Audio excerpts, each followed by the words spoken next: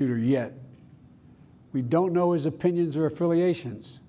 We don't know whether he had help or support or if he communicated with anyone else. Law enforcement professionals, as I speak, are investigating those questions.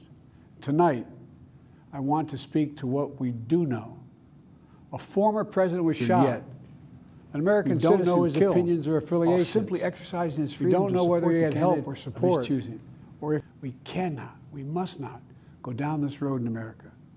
We've traveled before throughout our history. Violence has never been the answer. Whether it's with members of Congress of both parties being targeted and shot, or a violent mob attacking the Capitol on January 6th, or a brutal attack on the spouse of former Speaker of the House, Nancy Pelosi, or information and intimidation on election officials, or the kidnapping plot against the sitting governor, or an attempted assassination on Donald Trump. There is no place in America for this kind of violence, or for any violence ever. Period. No exceptions. We can't allow this violence to be normalized. You know, the political record in this country has gotten very heated. It's time to cool it down. We all have a responsibility to do that. Yes, we have deeply felt strong disagreements. The stakes in this election are enormously high. I've said it many times that the choice in this election we make in this election is going to shape the future of America and the world for decades to come. I believe that with all my soul. I know that millions of my fellow Americans believe it as well. And some have a different view as to the direction our country should take. Disagreement is inevitable in American democracy. It's part of human nature. But politics must never be a literal battlefield, or God forbid, a killing field. I believe politics ought to be an arena for peaceful debate, to pursue justice, to make decisions guided by the Declaration of Independence and our Constitution. We stand for an America, not of extremism and fury, but of decency and grace. All of us now face the time of testing as the election approaches. And the higher the stakes, the more fervent the passions become.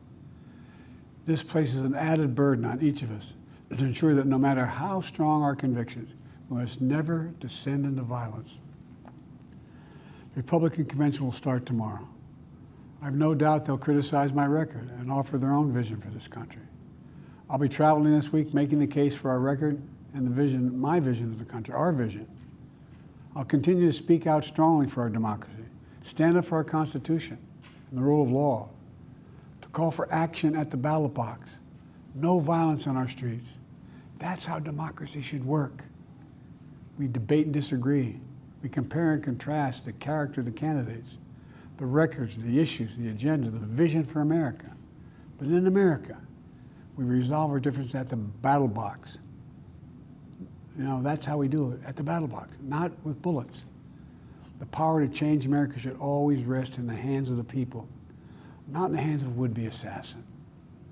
You know, the path forward through competing visions of the campaign should always be resolved peacefully, not through acts of violence. You know, we're blessed to live in the greatest country on earth, and I believe that with every soul, every power of my being.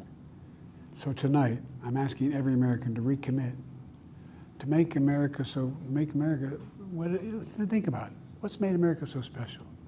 Here in America, everyone must be treated with dignity and respect, and hate must have no safe harbor. Here in America, we need to get out of our silos, where we only listen to those with whom we agree, where misinformation is rampant, where foreign actors fan the flames of our division to shape the outcomes consistent with their interests, not ours. Let's remember, here in America, while unity is the most elusive of all goals right now, nothing is more important for us now than standing together. We can do this. You know, from the beginning, our founders understood the power of passion. And so they created a democracy that gave reason and balance a chance to prevail over brute force. That's the American we must be. An American democracy where arguments are made in good faith. An American democracy where the rule of law is respected. An American democracy where decency, dignity, fair play aren't just quaint notions, but living, breathing realities. We owe that to those who come before us, to those who gave their lives for this country. We owe that to ourselves. We owe it to our children and our grandchildren. Look, let's never lose sight of who we are.